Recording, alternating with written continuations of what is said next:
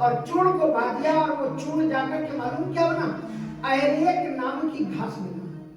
समुद्र के किनारे बड़े बड़े 3 त्रिकोण वाला बड़ा तीक्ष्ण घास बना।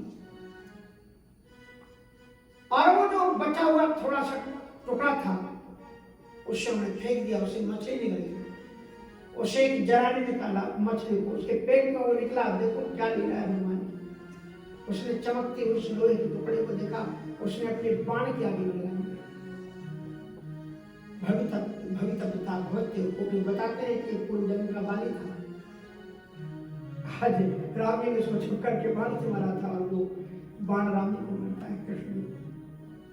इस प्रकार से बाद में ये लोग सब देवी के मंदिर में गए सब, और देवी के मंदिर में जाकर के वहां भुक्ता पीता चलाने श्रीमद् भागवत में लिखा है समस्त देवर्षियों ने पिकनिक मनाई। ध्यान रखना जो अपने धार्मिक स्थल है ना, ये पिकनिक के केंद्र नहीं बनने चाहिए। आपको मालूम है केदारनाथ में कितनी भीषण दुर्घटना घटी थी, कितना जलप्रपात हुआ था, कितने लोग मर गए। इसलिए क्या वहां पर आधी आधी चट्टी के कपड़े पहन करके लोग पिकनिक मनाने जाते हैं। जो हमारे 4 धाम पिकनिक के केंद्र बना दिया उनको। इन स्थानों को पिकनिक की श्रद्धा के केंद्र रहने दो। इसलिए भक्ता पिता देवी का पूजन किया, और भक्तों मानी मांस भी खाया अपने ऋषियों ने, और पीतो चबार में निष्पट लिखा कर उन्हें मदिरा का पान किया। बाद में आपस में भयानक युद्ध करने लगे। जो वो घास खड़ी हुई थी उसको उखाड़ करके एक दूसरे के ऊपर प्रहार किया और सब भगवान के धाम को चले गए। भगवान कृष्ण जी को जरा नाम के व्याध ने बाण मारा है। उसके बाद में भगवान की दिव्य लीला हुई, देवी परम धाम को शिलान्यास। लेकिन श्री कृष्ण के प्रस्थान करने के पहले श्री ब्रह्मा जी और यमराज जी अपना वेश बदल करके श्री कृष्ण के पास आए। और जब वो अंदर गए तो उद्धव जी को कुछ डाउट हो गया। उद्धव जी को जब डाउट हुआ तो वो जरा छिप करके बात सुनने लगे कि क्या होता है। और अंदर श्री कृष्ण जी ने पहले रावण को लगा दिया, किसी को अंदर एंट्री नहीं आने देना जब तक हमारी इनसे बातचीत चलेगी। ब्रह्मा जी ने और श्री यमराज जी ने बड़ी सुंदर उनकी प्रार्थना की, हे ईश्वर तुम बड़े चमत्कार में आप तो उस लीला को भी स्मरण करते हैं। एक बार क्या हुआ कि भीष्म पितामह के सामने दुर्योधन आया और बड़ा गुस्सा करके बोला कि आप हमारे साथ में छल कर रहे हो, हमने आपको विश्वास करके सेनापति बनाया, लेकिन आप खाते हमारा नमक पानी हो और आप 7 पांडवों का दे रहे। भीष्म पितामह को ये अच्छा नहीं लगा, बिल्कुल तुम गलत बोल रहे। कैसे तुमने ये कहा कि आप तुम्हें मालूम है मैं एक दिन में 10-10 हजार महारथियों को मार रहा हूँ। कहा हाँ महाराज मैं यही तुम्हें आपसे पूछने आया हूँ कि आप 10-10 हजार सैनिकों को तो मार रहे हो, लेकिन 5 पांडवों में से एक को भी आपने मारा। मुझे तो ये पता लगा है कि अर्जुन का रथ जब तुम्हारे सामने आता है तो तुम अपने रथ की दिशा को बदल देते हो। भीष्म पितामह को बड़ा गुस्सा आया। उन्होंने कहा मैं प्रतिज्ञा करता हूं कि कल सूर्यास्त के पहले मैं 5 पांडवों को खत्म कर दूंगा। अब भीष्म पितामह की प्रतिज्ञा, उनका नाम क्या था मालूम? भीष्म पितामह का नाम भीष्म पितामह नहीं, ये तो नाम पड़ गया हमको क्योंकि उनकी प्रतिज्ञा है। भीष्म देवव्रत नाम था उनका, देवव्रत प्रतिज्ञा उनकी भीष्म थी, इसलिए उनका नाम भीष्म पितामह हुआ। भीष्म पितामह ने आज प्रतिज्ञा कर ली कि कल सूर्यास्त के पहले 5 पांडवों की सिर काट दूंगा मैं, और आप तुम देख लेना।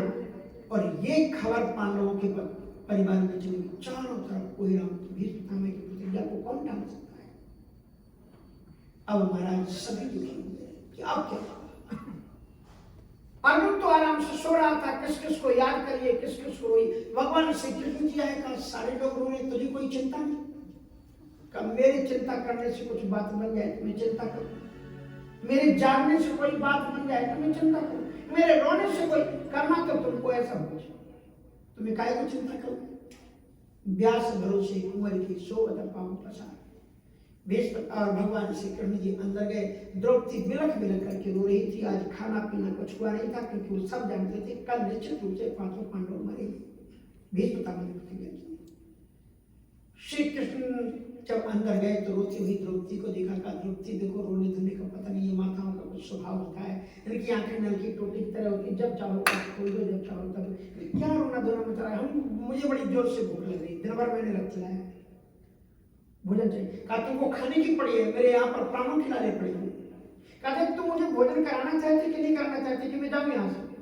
कहा नहीं नहीं गोविंद, मैं तुम्हारी इच्छा तो पूर्ण करूंगी। हाँ तो भोजन तुम्हें बनाना, 3 थाले लगा, एक तेरे लिए, एक अर्जुन के लिए, एक मेरे लिए। कहा मैं कैसे खाऊंगी? कहा तू नहीं खाएगी तो मैं भी नहीं खाऊंगी। भगवान गोविंद जी उसको भी खिलाया, खुद भी खाया, और अर्जुन तो सो गया। द्रौपदी से भगवान श्री कृष्ण जी बोले एक काम कर, 3 बजे 3:30 बजे बोले, कहा एक काम करो, तुम्हारी साड़ी में, साड़ियाँ बहुत अच्छी है, एक पेटी में से एक साड़ी मुझे निकाल के, आज मैं साड़ी पहन के दिखूंगा। और भगवान श्री कृष्ण जी ने साड़ी पहनी, लाली लगाई, टिपकी लगाई, हाथों में चूड़ियाँ पहनी। द्रौपदी कहती क्या नाटक करती हो? कहा नहीं चलो एक काम, तुम मेरे साथ चलो। और खुद स्त्री का रूप धारण करके और द्रौपदी को लेकर के भीष्म पितामह के शिविर में चले गए सुबह सुबह 3:45 बजे। और बोले वो देखो सामने कुटिया दिख रही? बोले हाँ।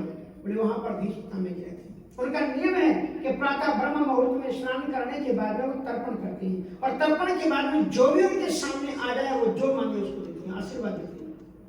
तुम पहुंच जाना, और ध्यान रखना घूंघट डाले रखना, घूंघट मत रखना, उनको पता नहीं चलना चाहिए कौन है। भगवान श्री कृष्ण जी द्वार पर ही खड़े रहे, और द्रौपदी जब आगे बढ़ने लगी, कहा द्रौपदी द्रौपदी धरो। बोले क्या? बोले ये जो तुम्हारी चप्पलें हैं ना, ये तू पंजाब की थी, पांचाली, इसलिए तेरी चप्पलों से पहचान तू आ जाएगी कि द्रौपदी है, इसलिए चप्पल मुझे देना। और गोविंद ने उन चप्पलों को कहाँ रखा? अपने बगल में दबा लिया। देखो कितने भक्तवत्सल भगवान। अब द्रौपदी उधर गई, भीष्म पितामह जी ने संध्या तर्पण किया, जल सूर्य को चढ़ाया, देखा एक सधवा नारी है, चरणों पर शीश झुकाती है, तन की एक रंगी साड़ी सधवेपन को दर्शाती है। बाबा भीष्म जी बोल उठे सौभाग्यवती भव गए। देखा कोई नारी है, प्रणाम करेगा, सौभाग्यवती। बाबा का यह आशीर्वाद है, सौभाग्यवती भव गए बेटी। और आशीर्वाद ये भी ले जा, तुम वीर कुमारों वाली हो, और आशीर्वाद ये भी मेरा, तेरी मांग सिंदूर से कभी ना खाली हो।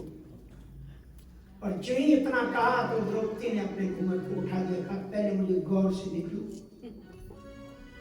तुम गलत प्रतिज्ञा कहलाते हो, और कल कुछ और प्रतिज्ञा करते हो और आज कुछ और प्रतिज्ञा करते हो।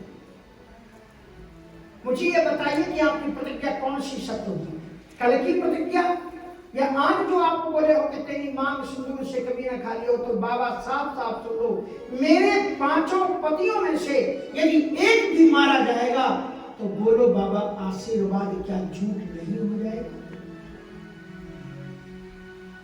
मुझे बताओ कौन सी प्रतिज्ञा सत्य होगी? भीष्म पितामह के आंखों से झरझर करके आंसू गिरने लगे। कहा पहले तुम मुझे ये बताओ तुम्हारा लाने वाला कहाँ है? कहाँ है लाने वाला? का किसी की नहीं चलती उसके सामने, प्रतिज्ञाएं केवल उसी की सत्य होती है। जल्दी बताओ कहाँ है? तो द्रौपदी ने अपना घूंघट काट लिया, वो तत्काल बाहर पहुंचे, द्वारपालों से पूछा तुमने देखा है गोविंद आया है? तुमने देखा द्वारकाधीश आया है? तुमने देखा वासी मनोहर आया है?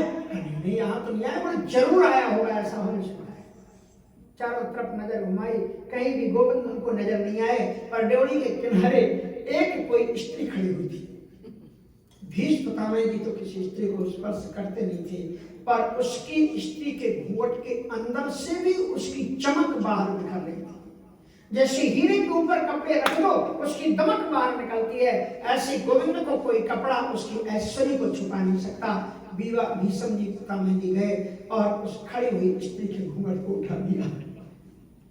थे लीन पितामह रोने में और लीन कन्हैया हंसने में। तो ऐसे गोविंद की प्रार्थना यमराज और ब्रह्मा जी ने की है कि हे गोविंद, आप जिस उद्देश्य से भोग तारियत कृष्णम भोग जगन करें, आप जिस उद्देश्य से धरती पर अवतारों लेकर के आए थे वो सारे कार्य आपके संपादित हो चुके हैं। अब आपका स्वधाम गमन का समय हो गया है, आपके गौरव प्रस्थान का समय हो गया है। आपको कोई आपकी इच्छा के बगैर आपकी मृत्यु नहीं आ सकती, पर ये मृत्यु लोक है, इसमें जो आता है इसको जाना तो पड़ता है। तो हम आपसे प्रार्थना करने वाले आए हैं कि आप अपने स्वलोक में प्रस्थान करो।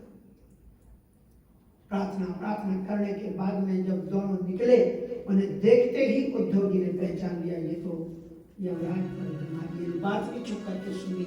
उनके जाने के बाद उद्धव जी चरणों में निकट करके रोने लगे। तदा भारवती रूपं गोयं यम कमाश्वे समलोचना। हे गुरु, हे गणनाथ, आपके जाने के बाद इस पृथ्वी का क्या, हम लोग कैसे जिए? भगवान श्री कृष्ण जी ने फिर जो उपदेश दिया है उसे कहते हैं मुक्ति स्कंद। अपने पास में टाइम इतना नहीं है कि पूरी बातें बताऊं, तो थोड़ी थोड़ी सी बातें आपको बताते हुए आगे चलते। तो ये कथा कौन किसको सुना रहा है मालूम? ये कहानी पूरी सुना रहे हैं श्री अब गरुड़ जी के लिए, उद्धव जी के लिए ये बात सुनाई जा रही। भगवान श्री कृष्ण जी ने तो उनको उपदेश दिया है और उनको ये बताया है कि आपको अनासक्ति योग का आश्रय ग्रहण करना चाहिए, और अनासक्ति योग जब तुम्हारे जीवन में आ जाएगा तो तुम्हारे जीवन का बेड़ा पार। आसक्ति रहित हो जाना, डिसअटैचमेंट। इसलिए जो जो आपका बुढ़ापा आता जाए तो संसार की आशाएं त्याग लो और ईश्वर की क्लोज आ जाओ, क्योंकि उसी के पास आपको जाना।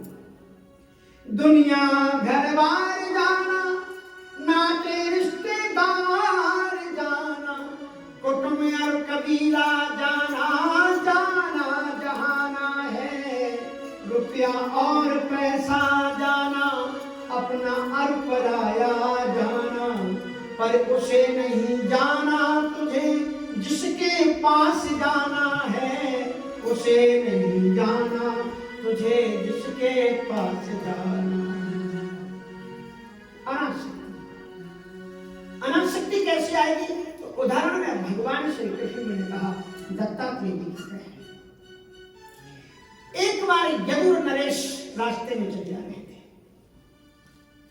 और उन्होंने एक मस्त वाला फकीर को पहाड़ की तलहटी में लेटे हुए देखा। वही दत्तात्रेय जी महाराज थे।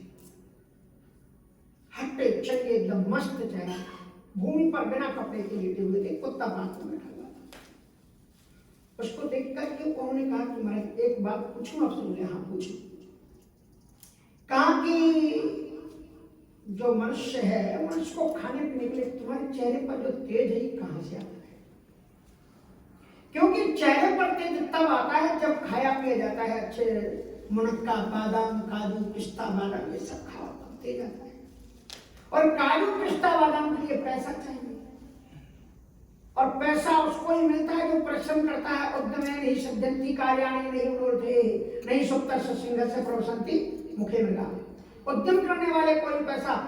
शेर को भी अपना पेट भरने के लिए कुछ काम करना पड़ता है, उसको भी अपना शिकार खुद पकड़ना पड़ता है। सोते हुए शेर के मुख में खुद आकर के हिरण नहीं घुसता।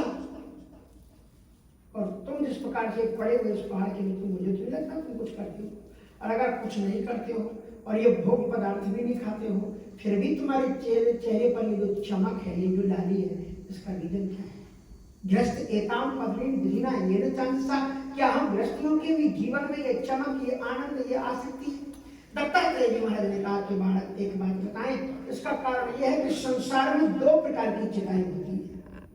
एक चिता वो होती है जो मुर्दे को जला करके खाक करती है, और एक चिता चिंता रूपी चिता होती है जो जीते जागते इंसान को जला करके खाक कर देती है। गृहस्थियों के पास में संपत्ति बहुत होती है, कोठियां बंगले भी होते हैं बहुत बड़े बड़े, लेकिन प्रॉब्लम ये होता है कि चिंता बहुत होती है। अमेरिका से एक सज्जन मेरे यहाँ बनारस में आए, आकर के सुबह घूमने गए, लौट करके आए, गंगा जी स्नान करके आए। बोले महाराज आज मैंने दुनिया का सबसे बड़ा आश्चर्य देखा। मैंने कहा आश्चर्य तो आगरा में है और सब्जी क्या आश्चर्य देखा? बोले महाराज एक इंसान मैंने देखा, सड़क पर कितनी बसें आ रही हैं जा रही हैं, हॉर्न बज रहा है, और वो आराम से वहीं पर धरती पर अपना गमछा बिछा करके ऐसे खर्राटे से सो रहा है। हम लोग डनलप के गड्ढे में एसी चलता है, उसके बाद में भी नींद नहीं आती, वो तो देखो। देखो मानव जीवन जीना एक कला है, जिसे कला आ गई आप अभाव में ऐसे भी आनंद का जीवन जी लोगे। और अगर आपको कला नहीं आती जीवन जीने की, तो चाहे जितनी दुनिया भर की संपत्ति आ जाए तो भी तुम हाय हाय करके मरोगे। निश्चिंतता जीवन में होनी चाहिए। कुछ लेना न देना मगन रहना, कुछ लेना न देना मगन रहना, कुछ लेना न देना रहना, कुछ लेना न देना मगन रहना, कुछ लेना न देना रहना,